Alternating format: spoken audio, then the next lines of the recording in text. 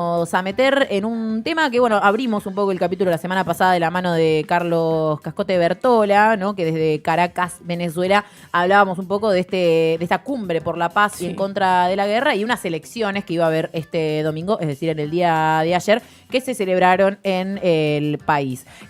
Para hablar de esto, estamos ya en comunicación con Juan Carlos Monedero, politólogo español, que está desde allí y bueno, tiene el agrado de recibirnos y atendernos desde Caracas justamente. Juan Carlos, ¿cómo estás? Primero que nada, gracias por tu tiempo. Te saludamos de este lado Delfina, Franco y Malena. Bienvenido. Un placer estar con vosotras. No, para nosotros también un placer poder hablar con vos. Juan Carlos, en primer lugar, arrancar por esto, ¿no? Por lo particular y después nos vamos, si te parece, a lo más general y un poco al análisis de cómo estás viendo esta coyuntura, pero arrancar por estas elecciones en Venezuela que estuvieron sucediendo en el día de ayer. ¿Cómo los viste? Digo también para contrarrestar un poco la narrativa que ya se está instalando en los medios de comunicación y es la que más llega a la Argentina, que ya acusan de, bueno, elecciones inválidas por falta de presencia de la oposición y un poco el cuento de todo el tiempo, ¿no? Yo creo que se les ha vaciado mucho todo ese discurso. Creo que hay una parte de la oposición que es la que más eco mediático recibe, encabezada por María Corina Machado, una señora que ya firmó el decreto de Carmona Estanga cuando el golpe de Estado contra Chávez. Es decir, que yo no hago nada más que repetir que me recuerda tanto a esa derecha que a la muerte de Franco siguió presentándose a las elecciones reclamando a Franco y que no conseguía ganar y no entendía por qué no ganaba. Pues no ganaba porque seguís siendo franquistas. Y esta oposición pues sigue siendo golpista, sigue pidiendo a Estados Unidos que intervenga, sigue defendiendo el bloqueo, las sanciones, no reconoce que ha mejorado mucho la situación económica en el país. Para que os hagáis una idea, la gente que lo escuche no lo entenderá del todo, la patronal venezolana, Fede Cámaras y Fede Industria, apoya al gobierno. Es decir, que son los empresarios los que no confían en la oposición y que reconocen que en esta década que han sufrido mucho rigor. Juan Carlos. Hoy, el 95, sí. No, te habíamos perdido por un segundo. Que me habías perdido, lo siento. No, decía que la patronal que ha logrado en estos 10 años consumir que el 95% de lo que se consume en Venezuela se produzca en Venezuela, no confía en una oposición que les amenaza con prácticamente abrir las fronteras otra vez a los Estados Unidos, ¿no? Entonces, las elecciones de ayer, bueno, pues el mandato principal de María Corina Machado era la abstención. Bueno, pues ha subido un 4% la participación. Es decir, que les ha salido el tiro por la culata, como se suele decir, ¿no? No sé si se ha cortado o seguimos. No, estamos escuchando. Vale, estupendo. Entonces, ya digo, se ha aumentado la participación, lo cual es una señal de que el principal mandato que pidió María Corina Machado no ha sido escuchado. Y luego, claro, el reparto tiene dos datos muy característicos. Uno es la victoria rotunda del chavismo, que han pasado de 212 alcaldías a 285, ¿no? Y la oposición tenía 123 y ha pasado a 50. Pero cuidado, las 50 alcaldías que ha ganado la oposición, algunas son muy importantes. Han ganado Baruta, han ganado El Hatillo, han ganado Chacao, es decir, sitios donde vive mucha gente. Y claro, es el mismo Consejo Nacional Electoral que da la victoria en las 285 alcaldías, el que les da la victoria en esas 50, que para ellos es muy importante. Por tanto, ese discurso repetido de que el Consejo Nacional Electoral no funciona, sí funciona. Donde gana la oposición se le reconoce y donde no gana no se le reconoce, ¿no? Y hay una cosa que ayer estábamos prácticamente todos de acuerdo. Ayer estuve en un acto, en Telesur, con Ignacio Ramonet, y todos coincidíamos en que empieza una nueva etapa en Venezuela, que la oposición ha vivido estas elecciones, esa parte, ya digo, de la oposición mediática occidental, sostenida por la extrema derecha, sostenida por Milei y compañía, está ya en el basurero de la historia. Mientras que hay otra oposición que ha decidido hacer lo que hizo la derecha española, asumir que había una nueva constitución, unas nuevas reglas del juego y dejar de jugar a ser golpista, ¿no? De manera que empieza una nueva etapa. Empieza, yo creo que una nueva Venezuela, más tranquila. Ha sido la tercera vuelta de las elecciones de hace un año. Ganó Maduro, pese a que no reconocía el resultado de la oposición. Al final tuvo que zanjar quién había ganado el Tribunal Supremo. Hicieron una segunda vuelta con las elecciones regionales, volvió a ganar el chavismo y esta es la tercera vuelta donde de manera contundente ha vuelto a ganar el chavismo. Y no solamente eso, termino con esto. La respuesta primera. Claro, Estados Unidos ha tenido que ceder. Estados Unidos, que era el gran sostén de la oposición, ha tenido que ceder en dos cosas importantísimas. Una, han tenido que devolver a más de 200, ¿no? Retenidos, rehenes venezolanos en las cárceles de Bukele. Bueno, pues el presidente que ha sido capaz de interceder por sus compatriotas en ese agujero negro del cual nadie sale, resulta que es Nicolás Maduro, lo cual ha significado en el imaginario de este país algo muy importante, incluida para la gente que era de la oposición.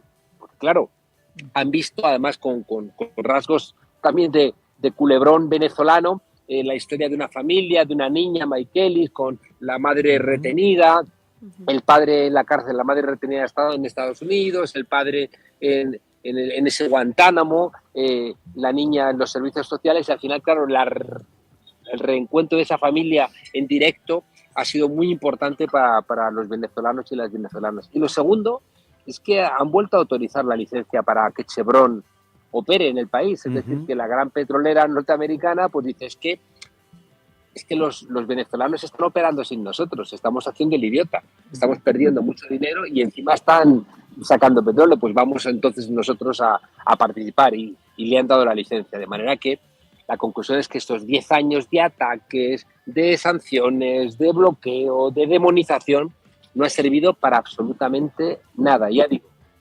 el sentir general es que empieza una nueva etapa en Venezuela. Tal cual. Juan Carlos, buen día. Franco lo saluda de este lado.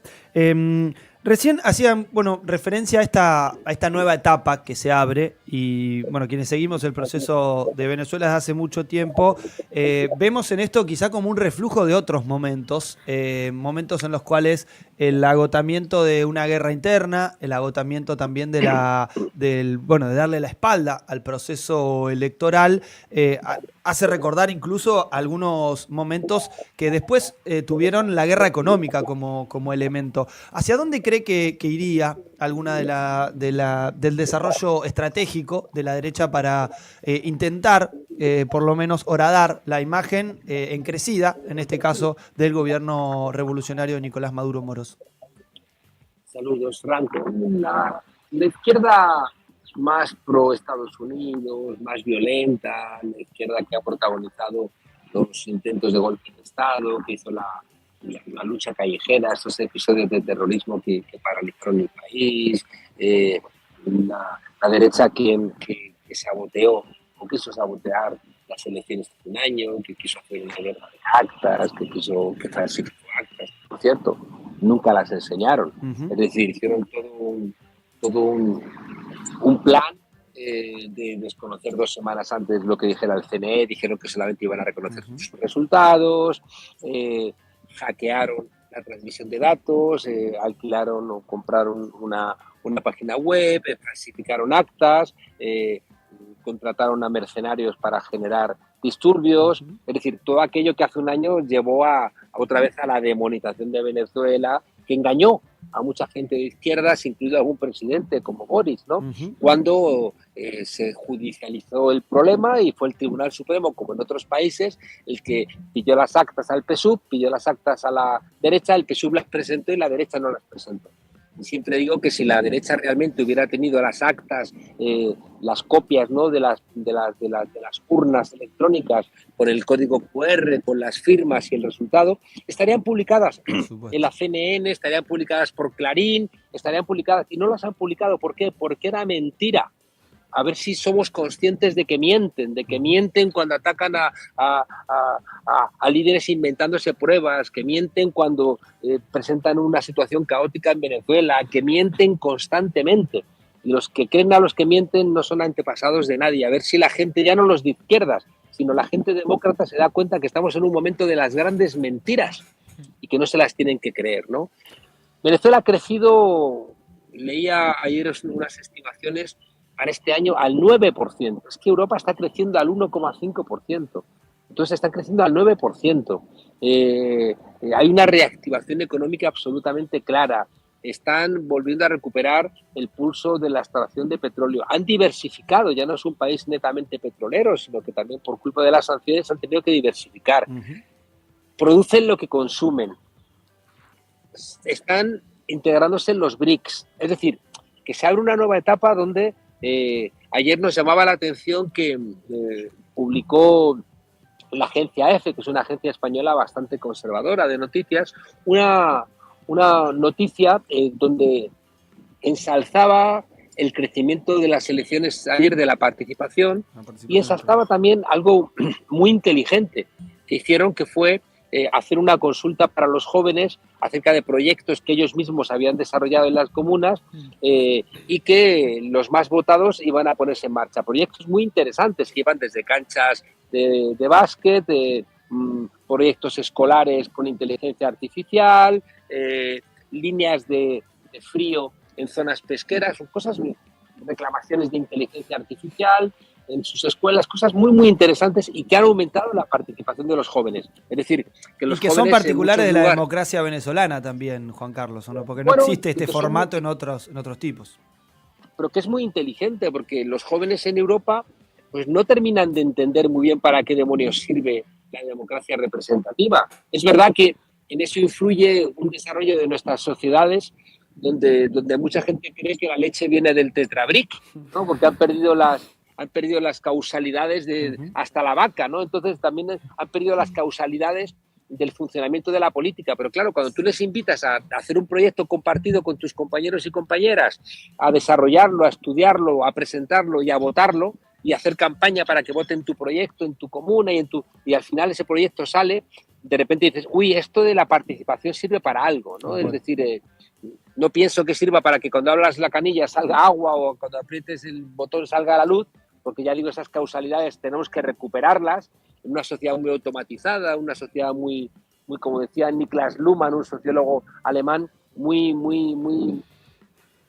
diríamos, muy autorreferenciada, donde pensamos que las cosas funcionan porque sí, ¿no? Y hemos perdido la idea de conjunto, que eso también le hace mucho daño a la política. Pero cuando tú invitas a la gente a una cosa concreta, de repente la gente dice, ah, mira, esto sí me gusta. Bueno, decía que la agencia EFE tuvo que reconocer que una buena parte del crecimiento absolutamente notable de la participación en unas elecciones que no son importantes, en un país que es presidencialista, pues la gente no suele votar, pero que aumente un 4% frente a las condiciones adversas, el bloqueo, las sanciones, la oposición diciendo que no hay que votar, la prensa internacional diciendo que no hay que ir a votar y pese a todo aumentar, lo leíamos como una señal de que hay gente que dice hay que volver a Venezuela.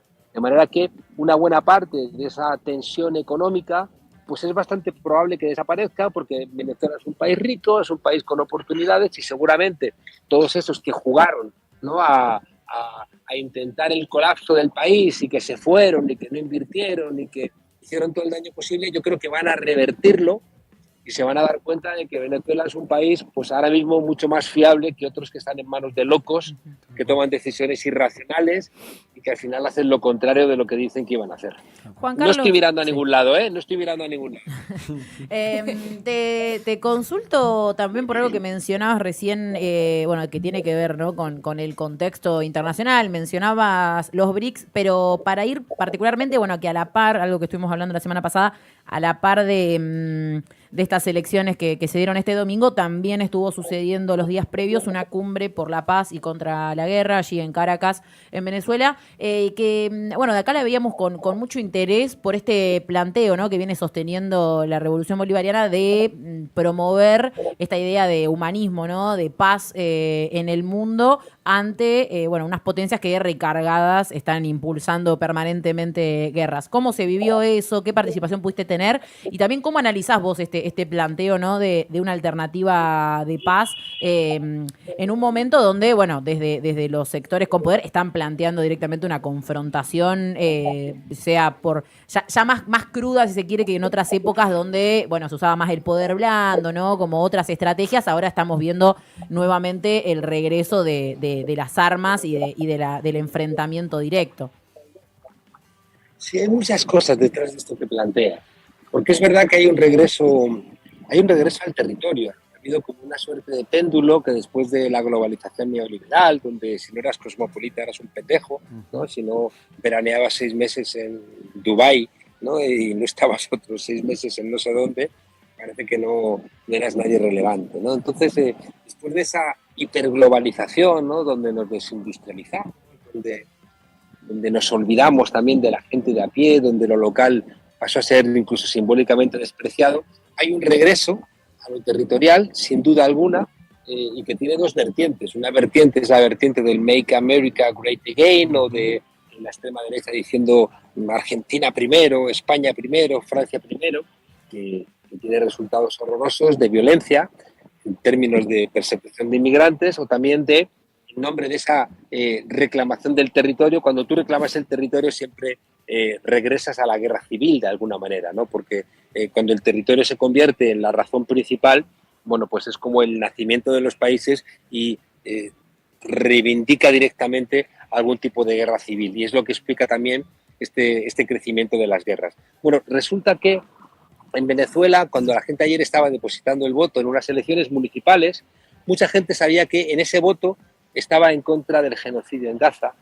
Solamente por depositar ese voto, al chavismo sabía que estaba colaborando para que no se nos parta el alma viendo esas fotos, ¿no? de los niños desnutridos, que también dejadme deciros que esta mañana me enfadaba un poco, ¿no? Porque escuchaba al presidente de mi país, a Pedro Sánchez, diciendo que no, esas fotos, ¿no? ¿Qué pasa? Que si tenemos como una mentira, como que si se mueren de hambre, mal, ¿no? Pero si los matan las bombas es más tolerable, ¿no? Y dices, es un poco hipócrita, ¿no? Sí.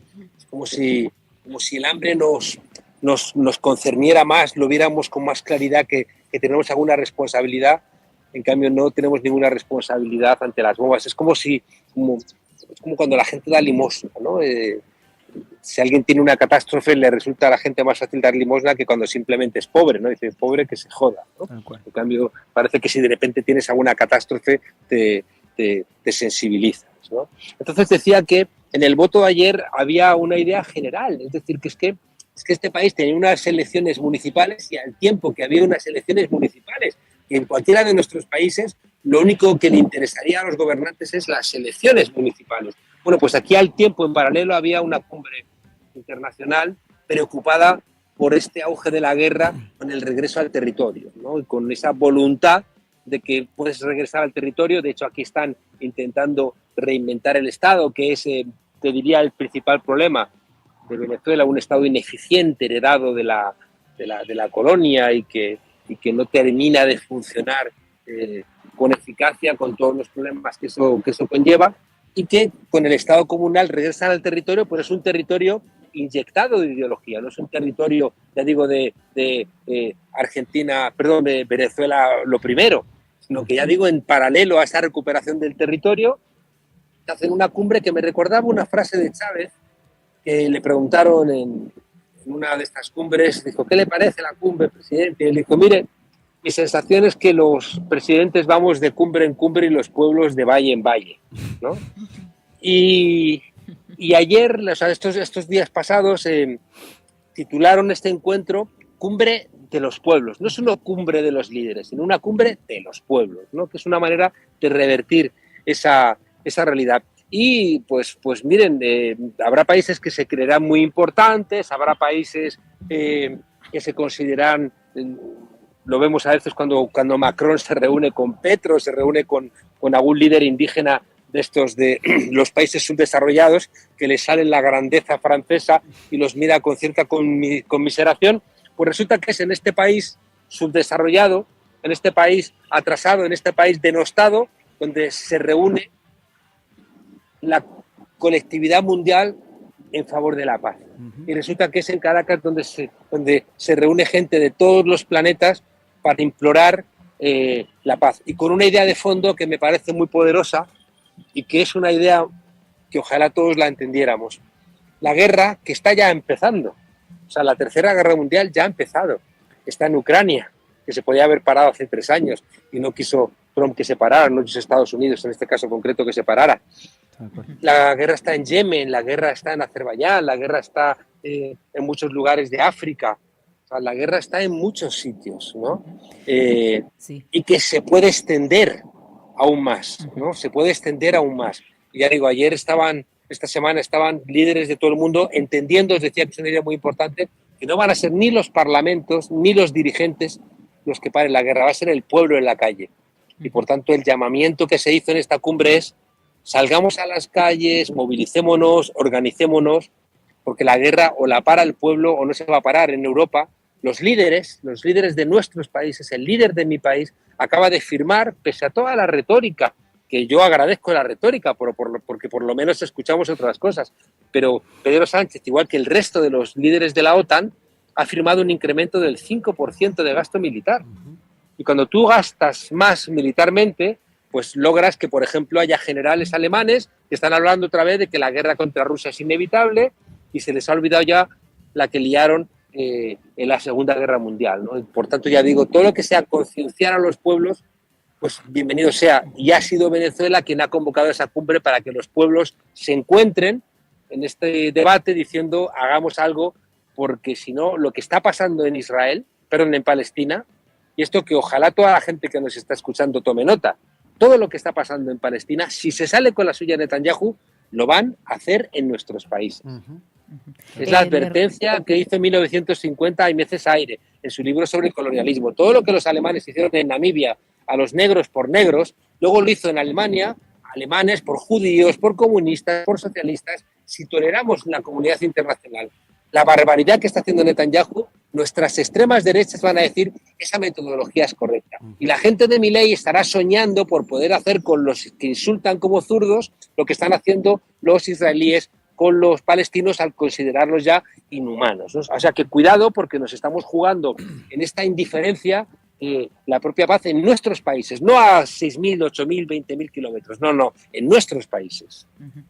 Bueno, recordamos a la oyentada que estamos hablando con Juan Carlos Monedero, politólogo español desde Caracas, Venezuela. Male, acá te quiere hacer una pregunta también. Sí, yo quería consultarte por este encuentro que tuvieron en Venezuela.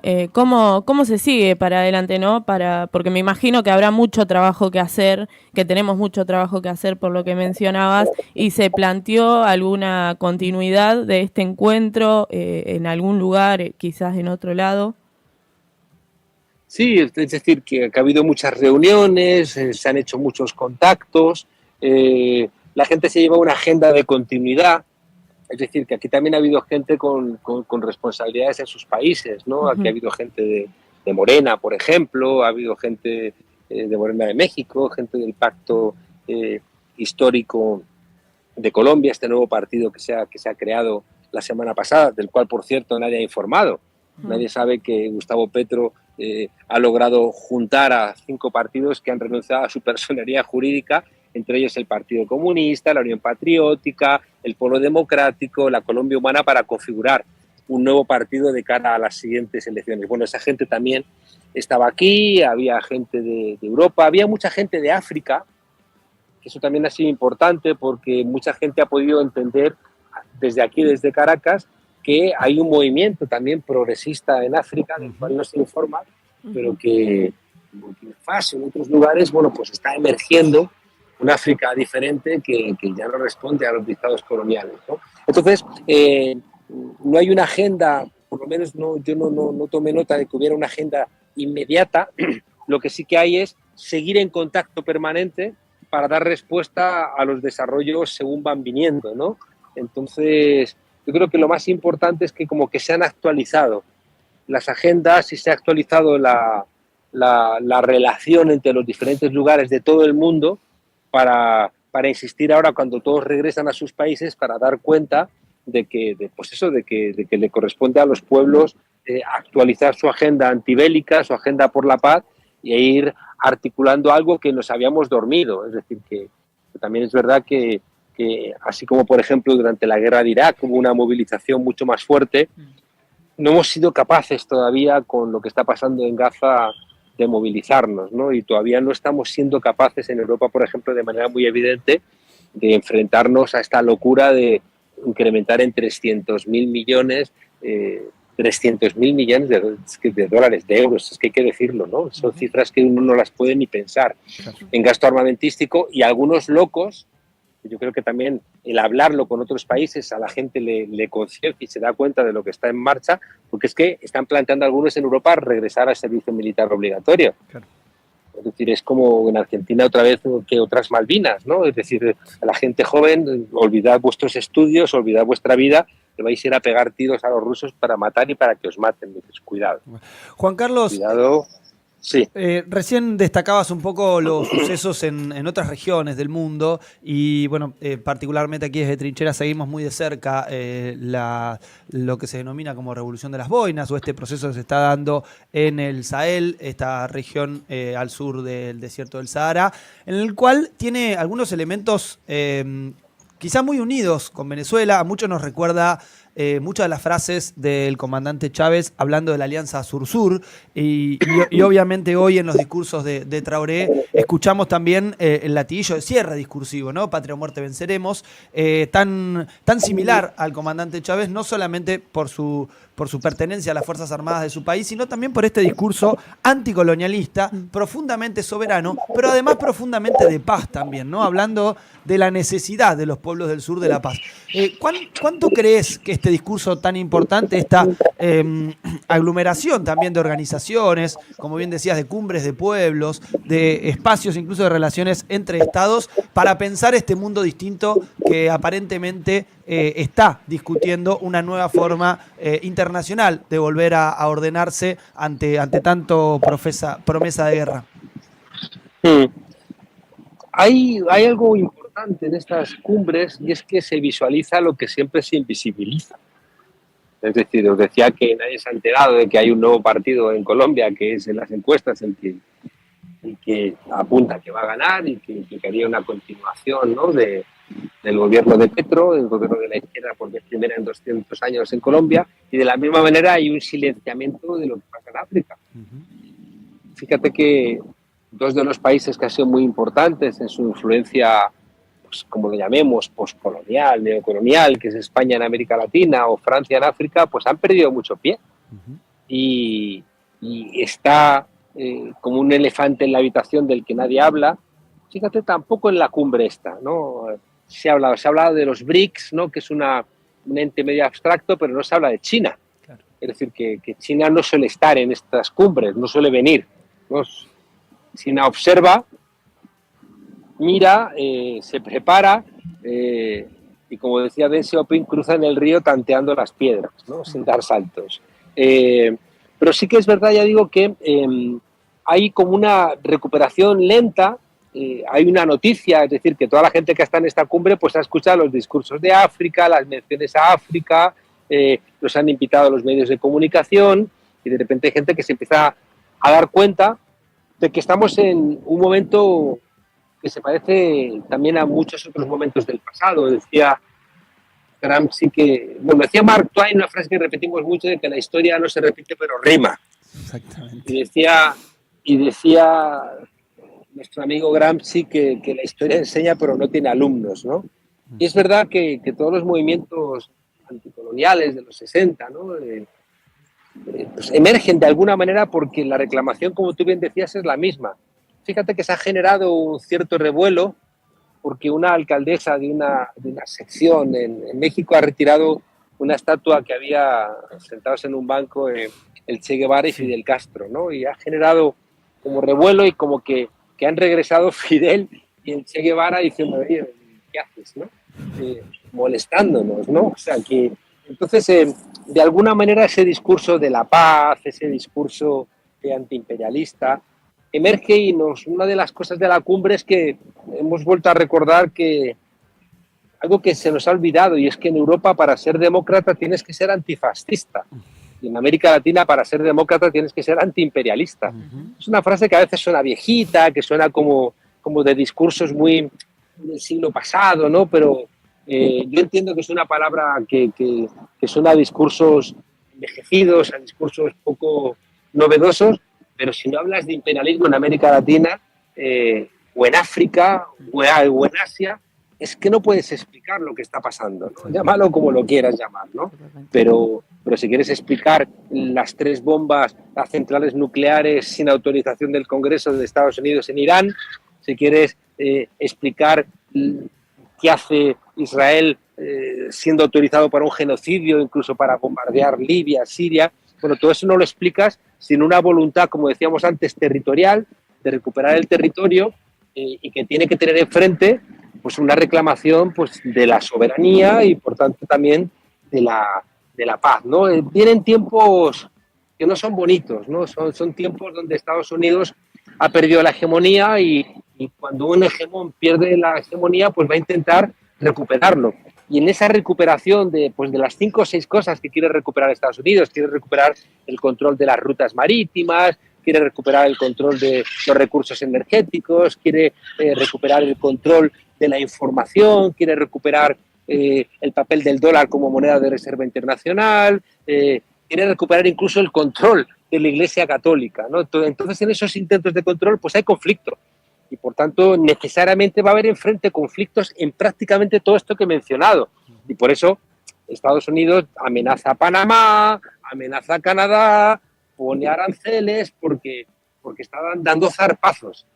Claro, fijaos que ha nombrado de secretario de Estado, es decir, de canciller, a un tipo bastante enloquecido, un tipo sin, ya no voy a decir sin habilidades diplomáticas, sino casi sin habilidades cognitivas, ¿no? Que es Marco Rubio, ¿no? Es decir, que es un tipo que de esos que incendian el planeta, ¿no? Que de repente pone un tuit y dispara contra Hong Kong, contra China, contra Venezuela, es decir, son de esos tipos que como les ocurre a ustedes en Argentina, no puedes saltar de los platos de televisión a dirigir un país, porque en el camino se te olvidan muchas cosas y confundes, pues eso, un plato de televisión donde puedes hacer lo que te dé la gana con gestionar un país. Y tristemente esta gente pues tiene la capacidad de hacer mucho daño. Y tampoco me engaño, por culpa nuestra, por culpa de la gente progresista, por culpa de la gente de izquierdas, porque cuando vienen este tipo de gentes, alguna responsabilidad también tenemos nosotros. Juan Carlos, bueno, te agradecemos por este tiempo. La verdad que bueno, hemos tenido varios de tus minutos, así que te agradecemos mucho por la conversación y bueno, te mandamos un saludo grande y estaremos obviamente atentos a todo esto. También, bueno, conocemos parte de tu trabajo que venís haciendo también en Telesur, ¿no? Como para ir siguiendo un poco de lo que venís produciendo. Pues muchas gracias. Acabo de ver pasar un pequeño colibrí, me he acordado de una historia que cuento muchas veces de que el bosque arde y todos los animales huyen despavoridos, el rinoceronte, el hipopótamo, el león, y de pronto el pequeño colibrí se para, se da la vuelta, va al río, toma una gota de agua, con su pico va hacia las llamas y los demás animales abochornados le dicen: ¿a dónde vas, loco? ¿Qué te crees? ¿Que vas a apagar el fuego tú solo? Y el colibrí dice: yo voy a hacer mi parte. Así que le mando el mensaje a toda vuestra audiencia que tampoco se carguen el mundo a sus espaldas, pero que hagan su parte y que no se olviden de que detrás de la noche más espesa siempre termina amaneciendo y en Argentina va a amanecer. Así que un abrazo muy fuerte, solidario y lleno también de esa solidaridad que es la ternura de los pueblos. Fuerte abrazo. Muchas gracias, Juan Carlos. Un fuerte abrazo. Gran jornada. Pasaba por Radio Trinchera, bueno, la verdad que nos hemos dado un gusto. Sí. Es muy bueno siempre hablar con Monedero y con todos aquellos que se dedican a pensar un poco la época, ¿no? Que creo que es como el desafío del momento donde es muy fácil gritar y decir cosas, indignarse y demás, pero sentarse a pensar un poco qué es lo que estamos viviendo, cómo se relacionan, ¿no? Distintos procesos a lo largo y ancho del mundo y también cuál es el rol que tenemos los pueblos a la hora de cambiar un poco el rumbo. Sí. Un hombre que se compromete a hacer su parte, como mencionaba en la historia final, ¿no? Uh-huh. Sí, es interesante esto de cuando se acabe esta noche, esta frase que siempre repetimos, que Mati Marchi siempre festeja. El otro lado dice Batman. Y si no se acaba la Estúpida noche, bueno, globalización. gente, Vamos a hacer que amanezca. Con Sí. la soga lo vamos a traer al sol, pero de alguna manera sí? lo vamos ¿Y a sí? traer para que amanezca en este hermoso suelo de esta Ajá. patria bicontinental y bioceánica. Y en todo el mundo también. Muchos saludos a la entrevista, al chat, a todos los que están comentando. Les decimos que se queden del otro lado. Y también de paso recomiendo que con Monedero hablamos hace un tiempo en Marcha de Gigantes, que hay una conversación que no es lo mismo que acabamos de hablar. Hablábamos más que nada de las comunicaciones, de las redes sociales. Fue en un momento donde había mucha controversia con Elon Musk. Así que recomiendo también porque es complementaria. Digo, no es repetitiva de esto que acabamos de hablar y es muy, muy interesante. Y bueno, y obviamente se desprende, como arrancábamos la conversación, las elecciones que hubo en el día de ayer en Venezuela, con un triunfo contundente en muchísimos distritos y municipios de parte del chavismo. Digo porque probablemente alguno que otro se cruce con la noticia de que el chavismo nuevamente ganó, pero a pesar de la poca presencia de oposición y demás, Si como no siempre. te presentás a elecciones, tenés que hacer dos cosas. Cerrar Sí. el culito del sistema electoral, Sí. porque si no participás, muchacho, Acá mencionaban que es el cumpleaños de... Exactamente. Es el natalicio de hoy 28 de Hugo julio Chávez Frías. cumpliría años nuevamente. Feliz cumpleaños. No sé exactamente Sí. cuántos. El comandante Hugo Nació en el Rafael 54. Chávez Frías. Algo que termina en 1 seguro. 71. 71. Estoy 71. segura que esa cuenta. Exactamente. ¿en Sí, qué? 71. ¿Ah, sí? Sí, 71. Mamá, 71 años cumpliría el comandante Chávez. Y uno dice, ¿qué juventud? Sí, son líderes nuestroamericanos que se han ido muy jóvenes. Sí. Estamos hablando cercanos a los Es 60. del amigo también, ¿no? Mencionábamos esta amistad Sí, de de latinoamericana por la frase de Hugo Chávez de al carajo. Al carajo. Ujú. Vos decís 28 de julio, otra opción. 28 de julio puede ser otra opción del Es Día del verdad, Amigo, el Día por del el Amigo latinoamericano. natalicio de... Sí, y Chávez, amigo de la Chávez. humanidad. Porque Sí. yo insisto mucho con esta frase. Y aparte tipazo. O sea, sí. una persona de la cual querría ser Carisma. amigo, básicamente. Carismático, guerrero y... Qué humor. Qué humor. Y patriota, Yo cada vez que ¿no? me La cruzo verdad. un video de Chávez lo tengo que ver entero. Me cago de risa. Hay aparte. uno muy bueno, ya que estamos en humor y vamos a recomendarles que Sí. vayan al programa que él hacía a lo presidente, en el que a él le pedían cosas, ¿no? Sí. Y Chávez lee uno de los pedidos Mm. y lo lee para la mierda. Ah, el que dice, hola, señor presidente, soy comunista. ¿No? ¿No es ese? Le dice, no, soy estalinista. Soy estalinista. ¿Cómo Chávez que se empieza- estalinista? y Ah, Chávez se empieza a no, reír. que soy estilista. Soy estilista. Yo ya a esta hora no veo nada, dice Chávez. Programas muy que genial. duraban 4 o 5 Es horas. como medio parecido a lo que está haciendo Adorni ahora, ¿o no? Desde Casa Ros... ¿No? No, No. claro, ¿No? claramente. Me pareció que tenía un... ¿No? Claramente mejor. No sé yo. Adorni No es amigo Es con los latinoamericano. insumos del Estado seguro. Pasa que Adorni Adorni lo tiene niega. envidia, Adorni tiene envidia de esa terraza fornida, porque la verdad es que maldito sea esta verdad. terroristas y asesinos. Dios, te amo, Hugo Chávez. Qué cosa. Bien, bueno, vamos a bajar un toque Sí. con un poco de música, si Sí. les parece bien. Gracias a todos, quédense del otro lado, que queda un rato más y tenemos lindas y buenas noticias para todos ustedes.